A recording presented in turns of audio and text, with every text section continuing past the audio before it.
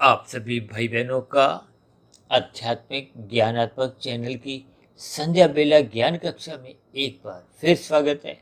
आज की चर्चा का विषय है मजबूती, जिसको हमने सत्वगुण के साथ जोड़ा है। इसलिए हमने मजबूती शब्द को भी सत्वगुण की भांति ही सफेद रंग से दर्शाया है।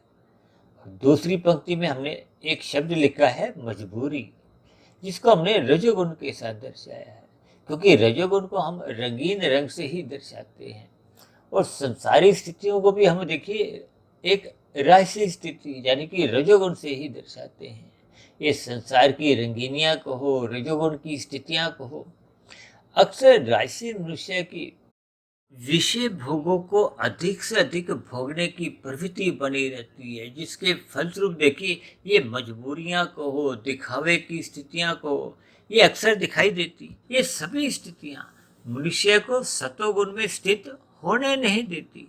फलस्वरूप बुद्धि के स्तर पर मजबूती नहीं आती, जबकि दूसरी ओर रजोगुणी मनुष्य का तमोगुण से संबंध तो बनाए रहता है, क्योंकि तमोगुण से अच्छा रजोगुण शास्त्रों में कहा गया है और रजोगुण से अच्छा सत्वगुण कहा गया है। अक्सर हम अपनी चर्चाओं में कहते रहते हैं कि तमोगुण से 10 गुना अच्छा रजोगुण है, रजोगुण से 10 गुना अच्छा सत्वगुण है। इसका अभिप्राय क्या है कि कोई मनुष्य यदि राजसी है तो उसका रजोगुण तो प्रधान स्थिति में है, लेकिन गौण स्थिति में उसका तमोगुण है और सत्वगुण अति गौण की स्थिति में। इसके पीछे का कारण क्या है? ये 1, 10, 100 की स्थिति। 10 के करीब एक संख्या है, 10 के दूर है 100। इसीलिए तो शास्त्रों में देखिए विभिन्न प्रकार के कर्म कांड रचे गए।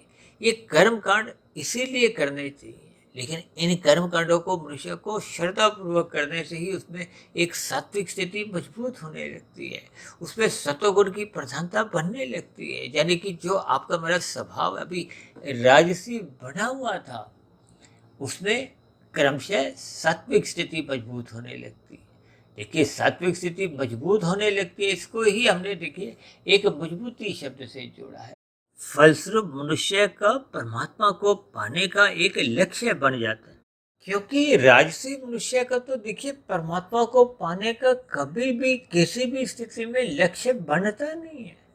भले ही वो देखिए सत्संग करता हुआ दिखाई देता है, कर्म कांड करता हुआ दिखाई देता है, लेकिन राजसी मनुष्य की जो विशेष रुचि होती है, तभी तो उसको देखिए एक संसारी कहा जाता है, क्योंकि उसकी रुचि ही संसार में होती है। रजोगुणी का मतलब ही है कि उसको संसारी 5 भोग्य विषयों में अधिक रुचि बनी हुई है। भले ही देखिए धर्म प्रथम स्थान पे बने रहने से कुछ ना कुछ औपचारिकताएं उसकी सात्विक बनी रहती है। इसलिए तो बार बार कहा गया है कि राशि मनुष्य को अपने जीवन में कर्म कांडों को एक ज्ञान पूर्वक करना होगा। यदि हम इन कर्म कांडों को ज्ञान पूर्वक नहीं करते, लोभ से या भय से करते, जो कि अक्सर एक संसार में ऐसी ही स्थितियां देखने में आती है, फलस्वरूप उसका फिर सत्वगुण में जाना हो नहीं पाता। यदि वो सत्वगुण में जाता भी है तो वहां हाथ लगा के पुनः अपने संसार में लौट आता है।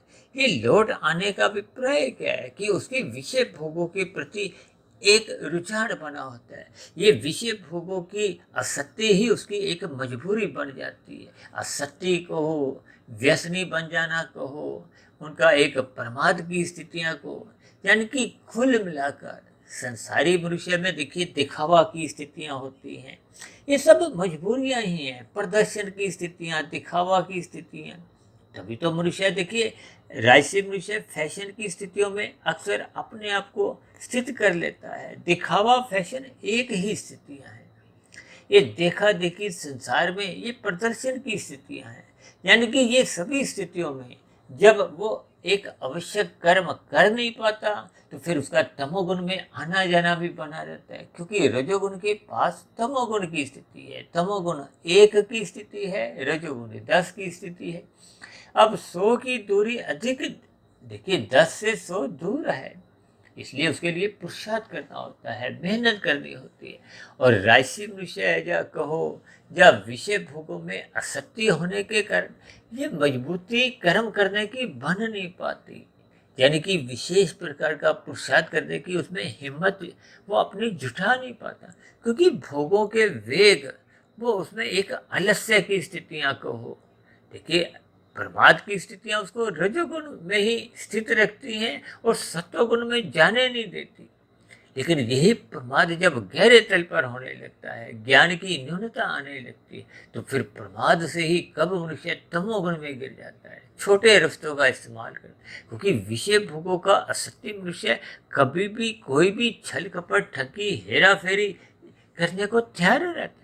लेकिन ये बहुत ही एक व्यवहारिक स्थिति है। अक्सर मनुष्य इन सभी स्थितियों को अपने जीवन में हृदय से स्वीकार नहीं करता। इसीलिए ऐसे मनुष्यों का, यानी कि राजसी मनुष्यों का, देखिए तमोगुण में तो आना जाना निरंतर बना रहता है, लेकिन सत्वगुण में वो जाते भी हैं तो वहाँ हाथ लगा के, जैसे मेहमान देखिए किसी औपचारिकताओं को निभाते हुए पुनः अपने घर में लौट आते हैं। उनका घर क्या है? देखिए, रजोगुणी मनुष्य का घर संसार है। परमात्मा उसका घर कभी भी मन बुद्धि के स्तर पर देखिए बन नहीं पाता। इसलिए तो राजसी मनुष्यों का देखिए सत्संग श्रद्धा पूर्वक हो नहीं पाता। और हम तो अपनी चर्चाओं में बार बार कहते रहते हैं, निरंतर श्रद्धा पूर्वक सत्संग करते रहो। श्रद्धा पूर्वक सत्संग होने से ही मन बुद्धि के स्तर पर बाद में उस पर मनन की स्थितियां उत्पन्न कर सकते हो, चिंतन की स्थितियां बनती हैं। ये सभी स्थितियां जब निरंतर आपके बड़े स्वभाव में बनने लगती हैं, तो फिर मनुष्य ब्रह्म मुहूर्त में उठने लगता है। ब्रह्म मुहूर्त में उठने मात्र से आपकी बड़ी सात्विक स्थिति मजबूत होने लगती है।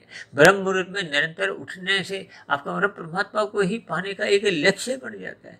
अब ऐसे कितने ही मनुष्य हैं जो देखिए ब्रह्म मुहूर्त में उठकर आसनों की स्थितियां, यानी कि योग की स्थितियों में अपने स्थूल शरीर को ही एक स्थित करते हैं। किस लिए? ताकि उनके जीवन में ये जो पांच भोग्य विषयों की जो एक स्थितियां हैं, उनको वो सही सही भोग सके। क्योंकि अक्सर मनुष्य देखिए साधना के लिए ब्रह्म मुहूर्त में नहीं उठता, वो अपने स्थूल शरीर को स्वस्थ रखने के दृष्टिकोण से वो ब्रह्म मुहूर्त में उठकर विभिन्न प्रकार के व्यायाम करता है।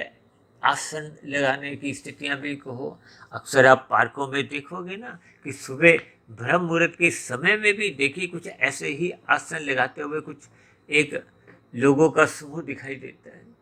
ऐसे लोगों का देखिए पूर्ण रूप से परमात्मा को पाने का लक्ष्य नहीं होता, उनका केवल स्थूल शरीर को स्वस्थ रखने का एक लक्ष्य बना रहता है।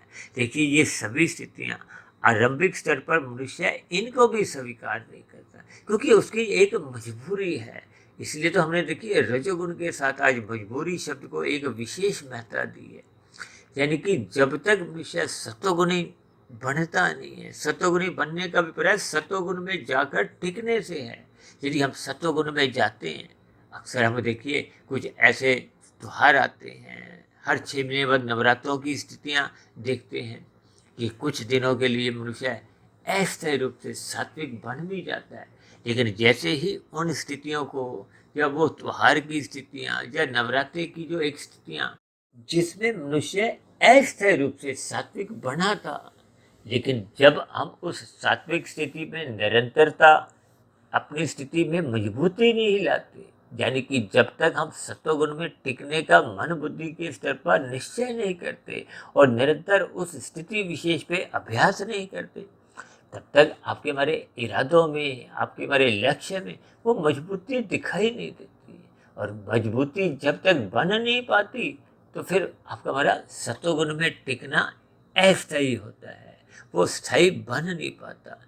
स्थायी बनने का अभिप्राय क्या है कि जब मजबूती सत्वगुण में आने लगती है, तो फिर धीरे धीरे आपका हमारे कार्य शरीर में शुभ संस्कार बनने लगते हैं। ये शुभ संस्कार फिर आपके हमारे जीवन में परमात्मा का पाने का एक लक्ष्य बना देते हैं, जिसके आधार पे अब मनुष्य के स्थूल शरीर के साथ साथ सूक्ष्म शरीर के स्तर पर भी एक मजबूती आने लगती है, यानी कि मन बुद्धि के स्तर पर भी परमात्मा को पाने का एक निश्चय बन जाता है। तो फिर ऐसी स्थितियों में मनुष्य की साधना आरंभ होती है। इस साधना का अभिप्राय देखिए योग की स्थितियों से है। योग का अभिप्राय कर्म योग, ज्ञान योग, भक्ति योग की स्थितियों से है। इन सभी स्थितियों में देखिए सात्विक मजबूती चाहिए। सात्विक मजबूती का अभिप्राय अक्सर हम बार बार कहते रहते हैं कि अपनी दिनचर्या में सत्वगुण की एक मजबूत स्थिति बनाओ, क्योंकि मजबूत सत्वगुण ही दिन में जब रजोगुणी विषय भोगों के आकर्षण आपको हमें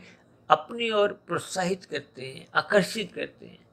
अक्सर राशि मनुष्य इन प्रलोभनों में, इन आकर्षणों में अपने आप को कमजोर महसूस करता है, और फिर ये विषय भोगों को भोगने की मजबूरी ही वो मनुष्य का रजोगुण तो प्रदान करती जाती है। यानी कि मनुष्य फिर रजोगुण का भरपूर संग भी करता है, भोग भी करता है, और समय समय पे वो तमोगुण में गिरता हुआ अपना पतन भी करता रहता है। देखिए, ये सभी स्थितियाँ बहुत ही व्यवहारिक हैं। ये मैंने बहुत ही क्रमबद्ध तरीके से शब्दों को बहुत ही नपातुला आगे पीछे बोलते हुए आपको समझाने का परमात्मा की प्रेरणा से एक प्रयास किया। हो सकता है मेरे प्रयास में भी देखिए कहीं ना कहीं कुछ कमी रह जाती है, क्योंकि वर्तमान समय देखिए कलयुग चल रहा है। कलयुग की जो एक 5 स्थितियां जो कि भागवत पुराण में ही बताई गई है, वो धूत कीड़ा, मदपान, स्त्री संग, हिंसा और अनीतिगत कार्यों से कमाया गया स्वर्ण, ये 5 स्थितियां हैं।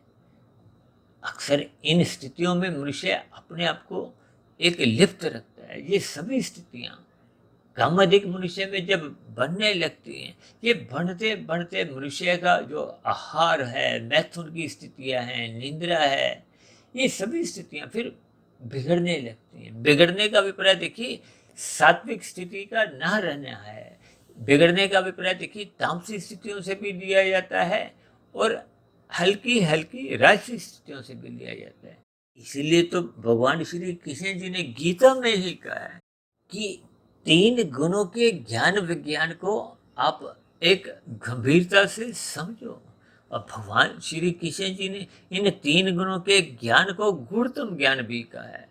इसलिए तो परमात्मा के आशीर्वाद से पिछले लगभग 4.5 वर्षों से जो अब तक हमने देखिए 1760-65 जो वीडियो प्रसारित अब तक की हैं, उन सभी वीडियो में ही हम इन 3 गुणों की चर्चाएं करते हैं। तमोगुण से 10 गुना अच्छा रजोगुण है, रजोगुण से 10 गुना अच्छा सत्वगुण है, और इसी सूत्र को आगे बढ़ाते हुए हम सत्वगुण से भी 10 गुना अच्छा विशुद्ध सत्वगुण, जो कि परमात्मा के लिए, आत्मा के लिए, मायातीत महापुरुषों के लिए कहा जाता है। क्योंकि आपके हमारे जीवन में जो आध्यात्मिक गुरु होते हैं, जो आपके हमारे जीवन में अज्ञानता समाप्त करते हैं, वो मायातीत की स्थिति पर पहुंच चुके होते हैं।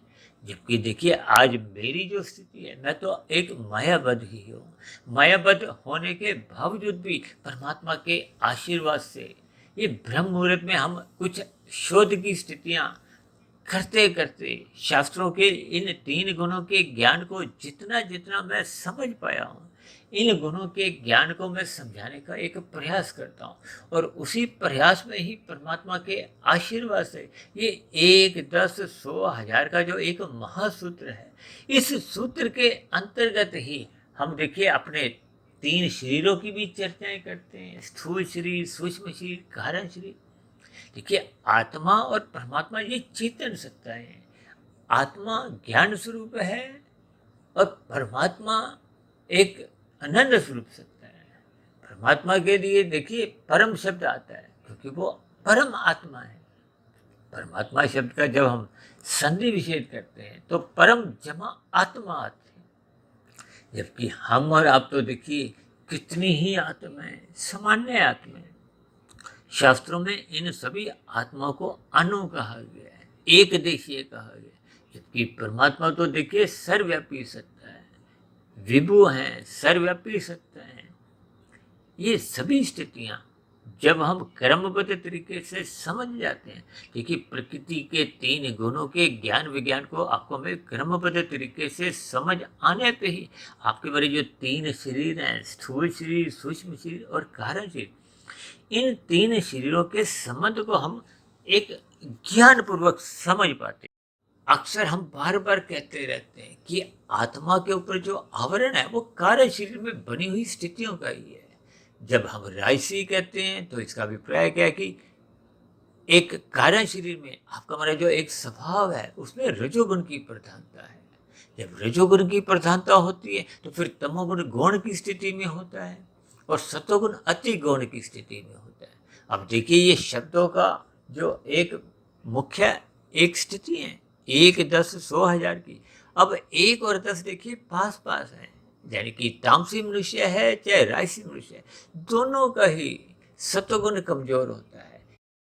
हालांकि देखिए राशि मनुष्य का थोड़ा ये कमजोर कम होता है, तामसिक मनुष्य का अधिक कमजोर होता है, क्योंकि 1 और 100 में 99 की दूरी है, जबकि राशि मनुष्य के लिए ये 90 की दूरी है, क्योंकि राशि मनुष्य की स्थिति 10 की है, सतोगुण तो 100 की है। अब 90 और 99 में कोई विशेष अंतर नहीं है। इन सभी स्थितियों को आपको हमें समझना होगा। मिले हुए जीवन के महत्व को समझते हुए आपको हमें ज्ञानपूर्वक कर्मकांड करते हुए परमात्मा को पाने का लक्ष्य बनाना चाहिए, जिसके लिए सर्वप्रथम मनुष्य को सात्विक स्थिति मजबूत करनी होती है, यानी कि अपने आप को सत्वगुण में स्थित करना होता है। ये जितने भी कथा कहानियाँ वर्त त्योहार, यानी कि ये कर्मकांड जितने भी एक शास्त्रों में बताए गए हैं, इन कर्म कांडों को ज्ञान पूर्वक करते रहना चाहिए। ब्रह्म मुहूर्त में उठने का अपना एक स्वभाव बनाना चाहिए। इसलिए तो हम बार बार कहते हैं रात को जल्दी सो जाना चाहिए, क्योंकि रात को तमोगुण की स्थितियां प्रधान होती हैं, मौनात्मक स्थितियां होती हैं। उन मौनात्मक स्थितियों में, भोगात्मक स्थितियों में अक्सर मनुष्य विषय भोगों में ही लिप्त रहता है, जिसके फलस्वरूप मनुष्य सुबह ब्रह्म मुहूर्त में उठ नहीं पाता। देखिए सुबह ब्रह्म मुहूर्त का समय सूर्य निकलने से पूर्व के 2 घंटे 40 मिनट की स्थिति है, और उस स्थिति विशेष से भी हम जितना जल्दी उठ जाते हैं तो हम उतना ही अधिक लाभ उस परमात्मा के ज्ञान का पा लेते हैं, जिसके फलस्वरूप आपकी हमारी जो अज्ञानता बढ़ चुकी थी वो अज्ञानता समाप्त होने लगती है, क्योंकि शास्त्र आत्मा को ज्ञान स्वरूप बार बार कहते हैं, यानी कि आप और हम कोई नया ज्ञान नहीं लेते, केवल अपनी अज्ञानता समाप्त करते हैं। और ये अज्ञानता समाप्त होती है श्रद्धा पूर्वक सत्संग करने से, उस किए गए सत्संग का ब्रह्म मुहूर्त में निरंतर मनन स्मरण की स्थिति बनाने से, चिंतन करने की स्थिति से। ये स्थितियां जब निरंतर आपके हमारे स्वभाव में बनने लगती हैं तो फिर धीरे धीरे कार्यशरीर में उस सात्विक स्थितियों की मजबूती आने लगती है, यानी कि शुभ संस्कार बनने लगते हैं, और जो पहले के बुरे संस्कार थे राशि और तामसी, वो क्रमशः कमजोर होते हुए समाप्त होने लगते हैं, दग्ध बीज होने लगते हैं, जिसके फलस्वरूप कार्य शरीर शुद्ध होता जाता है। जितने जितने अनुपात में कार्य शरीर शुद्ध हो जाता है, उतने उतने अनुपात में आत्मा के ऊपर अज्ञानता समाप्त हो जाती है। अब आत्मा और परमात्मा का तो देखिए पहले से ही सजातीय संबंध है, यानी कि आत्मा ज्ञान स्वरूप है, तो फिर वो परमात्मा को पाने का ही उसका लक्ष्य पहले से ही अनादिकाल से बना हुआ है। ये तो माया के गुणों में विशेष रूप से राजसी और तामसिक स्थितियों ने वो एक बाधा उत्पन्न की थी।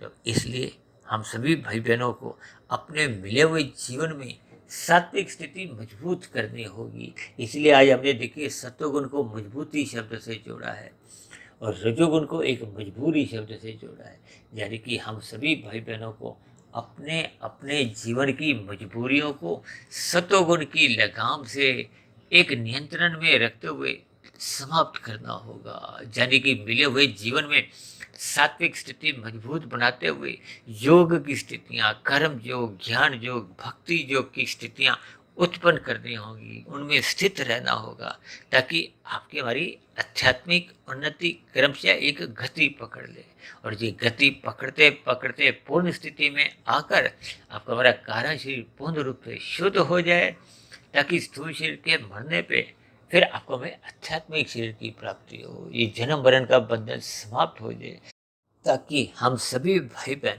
इस मोक्ष काल में प्रवेश करते हुए एक आनंदमय जीवन व्यतीत करें। तो ऐसी सभी शुभ स्थितियाँ हम सभी भाई बहनों की भी क्रमशः बनना आरंभ हो, इसके लिए मेरी ओर से आप सभी भाई बहनों को बहुत बहुत शुभकामनाएं। इन्हीं शब्दों के साथ, इन्हीं शुभकामनाओं के साथ चर्चा विशेष को अब यहीं विश्राम देते हैं। कल सुबह फिर मिलते हैं ब्रह्म मुहूर्त ज्ञान उपदेश कक्षा में। तब तक आप अपने आध्यात्मिक मित्र सुधीर भाटिया फकीर को इजाज़त दें। आप सभी भाई बहनों को बहुत बहुत शुभ रात्रि, और सुबह ब्रह्म मुहूर्त में उठने के लिए, यानी कि सतोगुण की स्थिति मजबूत करने के लिए मेरी ओर से बहुत बहुत शुभकामनाएं। फिर भी चर्चा संबंधित आपके मन में कोई प्रश्न उठ रहा हो, कोई मेरी कही गई बातों पर ही आपको कोई आपत्ति हो, तो आपके प्रश्नों के साथ साथ आपकी आपत्तियों का नीचे दिए गए कमेंट्स बॉक्स पर सदा ही स्वागत है। और दूसरी विशेष बात, अब जो हम पिछले कुछ दिन से हमने ये प्रश्नोत्तर नाम की एक लघु वीडियो का प्रसारण आरंभ किया है, जिसमें आप भाई बहनों के एक सामान्य प्रश्नों के उत्तर परमात्मा के आशीर्वाद से देने के हम प्रयास करते हैं। उन छोटी वीडियो को भी आप अपना ज्ञान बढ़ाने के लिए निरंतर सुन सकते हो। अब चर्चा को यही विराम देते हैं। आप सभी भाई बहनों का भी चर्चा विशेष को ध्यानपूर्वक सुनने के लिए बहुत बहुत धन्यवाद।